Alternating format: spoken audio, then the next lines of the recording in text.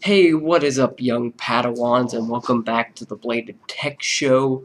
I kind of wanted to hit you really quick with the Rogue One, a Star Wars story, teaser trailer reactions. So this is going to be a long video, so strap in tight, because I want to talk about some stuff really quick. One, it's kind of tempered my excitement for this movie. Two, we'll get into the reactions. So they start off with the classic Star Wars theme, the they start off with that, which kind of hooks you in, makes you intrigued. Then they show off our main character, Jyn Erso. She's kind of like this reckless teenager. Is kind of the vibe I've been. Well, they even say it so much that she's been on her own. Oh, people are starting to upload the trailer to their YouTube channels. She's been on her own since 15. She's reckless, untrained, and she's honestly the most interesting part of this movie for me. She looks like she might kill it. She might be written terribly. It's kind of what I'm thinking. But I'm fine with Felicity Jones just being that character. As long as she's just not, a carbon copy of what we've seen in the Star Wars universe before. I want something new. As long as she doesn't act like she was, like when she was in Amazing Spider-Man 2, we'll be fine. Okay, Felicity. But then we get this quote from her. "This is a rebellion, isn't it? I rebel." Whoever wrote that line, get fired. That was a terrible line, at least to me, because it's just cheesy as all hell. That line, it's kind of underlying what I think is wrong with this trailer, or maybe with the movie. And if it's with the movie, yikes. And then we get this kind of tension there between this general and Jyn, and because let's back up. So we get to see the old general back in her place. I can't remember her name, but which shows how much a big Star Wars fan I am.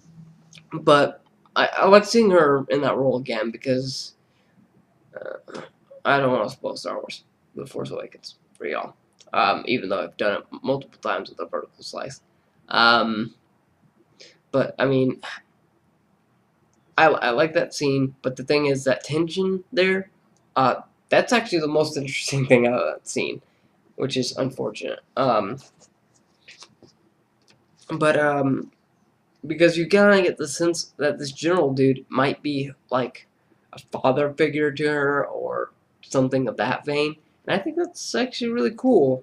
Um, and then we get flashes of people, so I'm gonna talk about the people I think, and this is gonna be out of order.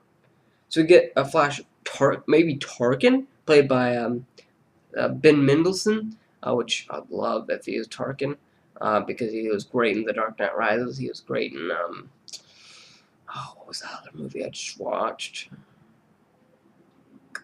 He wasn't in 10 Cloverfield Lane. He wasn't in Batman v Superman. Maybe I saw him in a preview or something.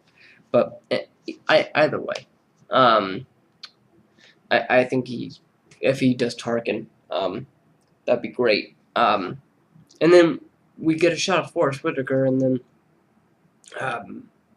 so I'm really liking that. Well, not I'm liking Tarkin, not liking Forrest Whitaker, because Forrest Whitaker in this movie is way out of place for me, at least for me, because he's got this like kind of Mad Max style garb, and doesn't really fit well with other costumes because it kind of stands out.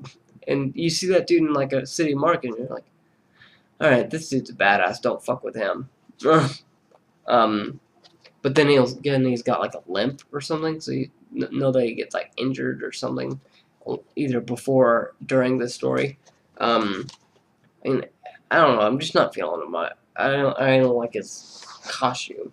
It didn't feel right for that character. And then Shadow Troopers, we get a glimpse of them. What I think is Shadow Troopers.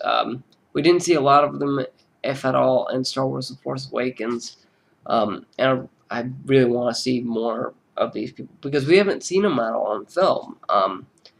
And I kind of wanted to take a moment to talk about the Stormtrooper helmets. I don't know if they got the original helmets back or something. Although that'd be gross because then you'd have to like acid wipe that thing down. But the Stormtroopers are back to their classic designs, which was a given, but still, like I really appreciate that design. And then you, with all the special effects that Star Wars money gives you, and then you get the shot of these imprisoned pilots, which I think is very Game of Thronesy. I've only watched 2 seasons. Don't hurt me. And that I'm more interested in, that kind of aspect instead of all this action that's happening. Because the next scene we get like a ninja dude taking people down with like a sword or something, like hand-to-hand combat maybe. And it's also he looks weird. He just looks weird. And then we get a look at the new long-range guns. So I don't know if this is like they're obviously creating some loopholes in the story here, because why don't the Stormtroopers in A New Hope have those blasters that they have? Why haven't we heard of these people who, went to the Death Star? But anyways, why haven't we heard of Shadow Troopers? Where are they? Um, you know, which gives me another theory about something that happens later. I'll talk about it when I get there. And then I think maybe there's a new Sith Lord in the house. Because this Sith character, obviously Sith character, is going into a chamber with red Imperial guards, right? The thing is, that doesn't look a lot like Vader at all. If at all. Because he's got this hood. It's not like a mask, it's a hood.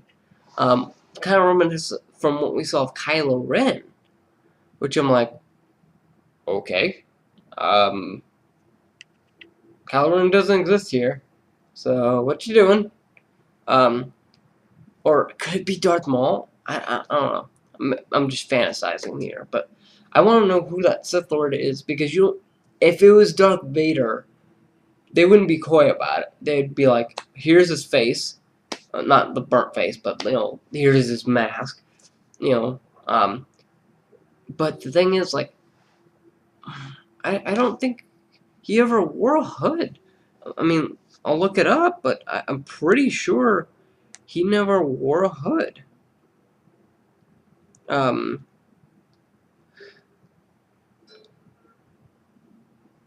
maybe I'm just tripping.